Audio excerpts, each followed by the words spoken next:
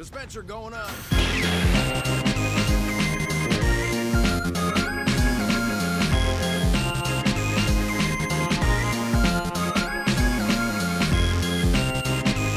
Is the joke cold already?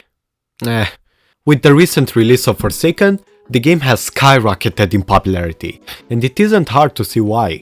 The solid gameplay combined with iconic characters and nice looking visuals was a recipe for success. That's why, when I first started playing, I was already wondering what character I should use. One of them immediately stuck out to me, that being Builderman. Builderman is one of the easiest survivors to pick up, having 90 HP and 2 buildings he can make. One of these is a dispenser that will pump out health slowly, and the other is a sentry which fires at the killer, slowing them down. While he may be easy to pick up, he is quite complex. Compared to the other support, Elliot, he is missing a lot of quality of life features. There's no way for your team to know where you set up your base, or for you to know where the damaged allies are. Is that a bad thing? No, not really, cause, well, we are builders. We adapt. Another problem with Builderman is how when you're far away from your buildings, you really don't know if your buildings are still up or not. So guess what? We adapt. What do? We equip the best skin in the game. Engineer Gaming. So back to our previous problem. How do we make sure people know where our buildings are? Well, it's easier than you think. Every map has a few areas where people tend to go towards by default. Kind of like hotspots. So it's better off to build there. So what makes playing Builderman feel so good? Well, it's about your little friend here. Let me explain. An experienced killer will have enough stamina to outrun you. But what if they were slowed? Well, they would never catch up to you. As long as you have your sentry build, it's gonna be like a mosquito for the killer that they must get rid of before they ever want to kill you.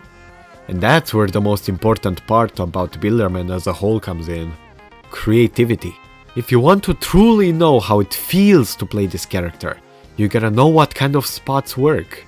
If you make your sentry easy to hit, then you're doing everything wrong. But there is another thing that's easy to hit. The subscribe button. I'm really close to 10,000 subscribers, and with your help I'm sure we can hit it. Thanks.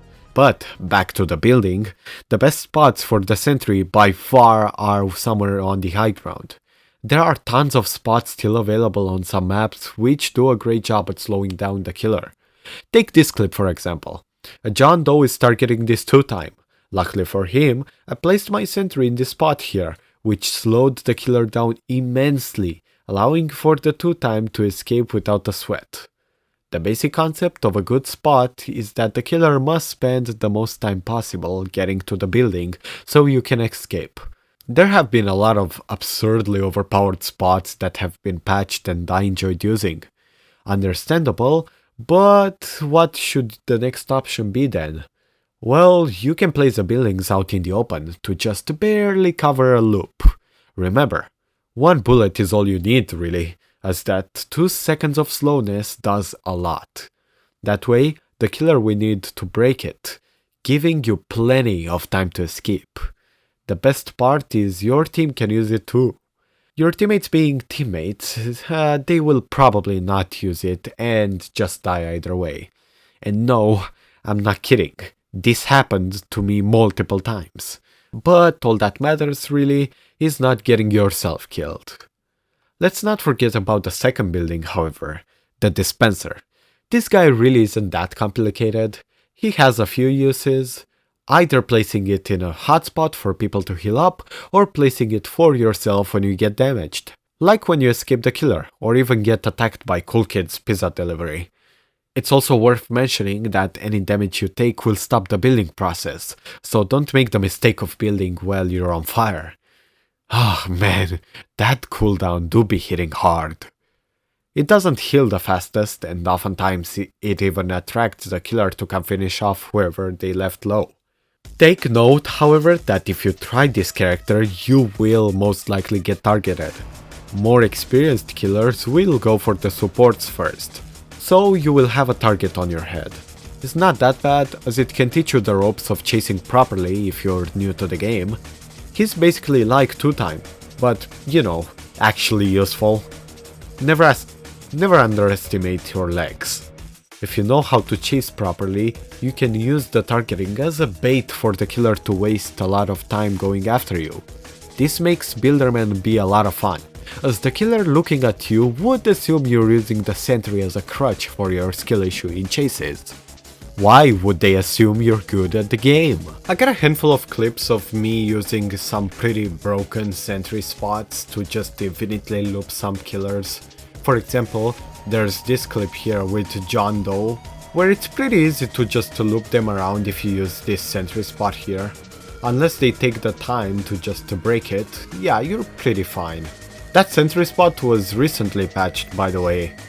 Let me just say that it wasn't as broken as some of the others, but it was still incredibly good.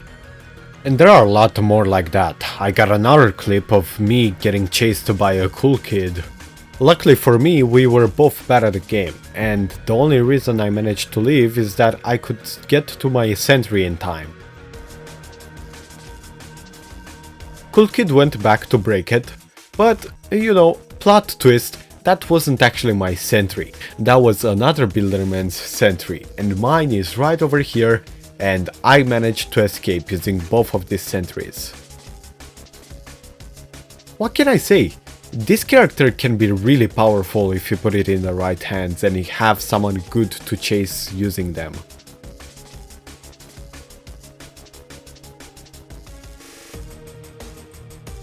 But to be real with you, the tale of Builderman is pretty sad. There are only two support characters in this game, that being Builderman and Elliot, and I already see Elliot being the fan favorite a lot more. For a while now, I've never seen a Builderman actually in my games. It's kind of surprising, to be honest. Builderman is by far the most underrated character in this game, and you really should give him a try if you haven't already. But, even if you aren't, consider saying thank you to your Builderman whenever you see one in your game. They deserve it. And so, my name is Terma, and I'll see you in the next one. Bye bye.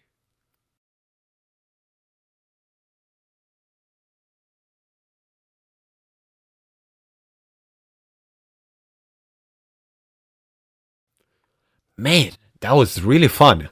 I wonder who I should make a video on next. Huh? What's this?